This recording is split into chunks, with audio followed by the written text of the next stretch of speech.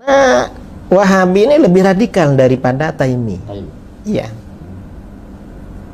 Dan Taimi ini kan setelah meninggal memang pemikirannya kan mati. Dihidupkan lagi oleh pendiri Wahabi ini. Dan nama ini juga dipakai oleh mereka kok. Ulama-ulama Wahabi di dalam kitab-kitabnya menyebut bahwa Wahabi ini merupakan anugerah dari Allah. Untuk membersihkan. Anugerah dan hadiah yang luhur. Cuma sekarang pengikutnya malu dengan nama Wahabi. Akhirnya pakai Salafi. Padahal gurunya bangga dengan nama. Kalau sama yang baik, yang lurus ada. Kalau yang lurus itu Wahabi itu gak ada yang lurus. Memang apa ya? Bengkok-bengkok lah. Wong itu memang jalan terjal, jalan bengkok memang. Jadi kalau bisa duduk satu majelis dengan Kiai Idrus itu berarti apa? Taqiyah. Ya agak membicarakan masalah itu. Membicarakan yang lain-lain. Sampai kapan kita selesai dengan Wahabi? Mungkin sebentar lagi selesai. Sebabnya? Kan sudah gaduh di Saudi. Oh, ya dana. Sudah.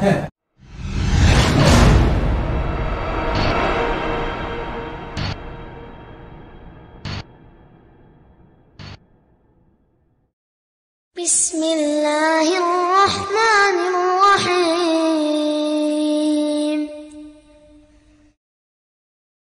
Kita mengikuti jejak yang hak ini dimusuhi. Yang pertama kali tidak senang dengan dakwah ini siapa? Iblis, laknatullah alaih. Gak senang iblis. Dengan dakwah tauhid gak senang iblis. Dengan dakwah mengajak orang pada sunnah, iblis gak senang. Kemudian setelah itu iblis dia gak mau sendiri. Dia mesti membisikkan kepada siapa? Wali-walinya. Maka sering ada kan disebutkan wali-wali syaitan. Karena ada dua, Allah menyebutkan dalam Al-Quran, ada wali Allah, ada wali apa? Setan, wali setan. Nah, wali setan dari tokoh-tokoh ini nggak mau dia terima dakwah ini. Ini dakwah menyesatkan umat. Di mana menyesatkannya? Orang kita ngajak kepada tauhid kok, melarang orang berbuat syirik. Makhluk ini, semua makhluk ini nggak punya apa-apa, nggak bisa memberikan manfaat, nggak bisa menolak bahaya seluruh makhluk. Siapapun dia orangnya, hatta Nabi Muhammad SAW. Tidak bisa memberikan manfaat. Tidak bisa menolak bahaya. Tidak bisa. Allah yang mengatakan dalam Al-Quran demikian. Yang bisa memberikan manfaat hanya satu. Siapa? Hanya Allah. Nggak ada yang bisa mendatangkan bencana kecuali Allah. Nggak ada yang bisa menghilangkan bencana dan musibah kecuali hanya Allah. Wajib kita yakin sebagai orang beriman. Makanya ketika kita mendakwakan dakwah ini dakwah yang benar. Shiratal mustaqim. Dituduh apa? Dituduh keras. Di mananya yang keras? Di mana yang keras? Ayatnya, Quran ini keras? Atau nabinya SAW? Nabi Muhammad SAW. Nabi yang paling sayang. Justru Nabi terus yang malah menjelaskan kepada umat ini agar umat ini mentauhidkan Allah, menjauhkan syirik. Ini dakwah yang paling hak. Dakwah yang hak, dakwah yang benar. Dakwah yang lurus. Dakwah kasih sayang. Jadi jangan mau kita dibilang keras. Saya tanya dong, di mana kerasnya? Kalau suara saya keras, kalau saya pelan, nggak ada yang dengar dong suaranya. Bapak-bapak, ibu-ibu, nggak ada yang dengar suaranya.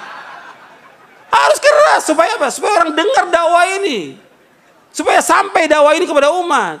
Nabi SAW kalau khutbah keras, matanya merah Nabi SAW, supaya orang dengar dakwah ini.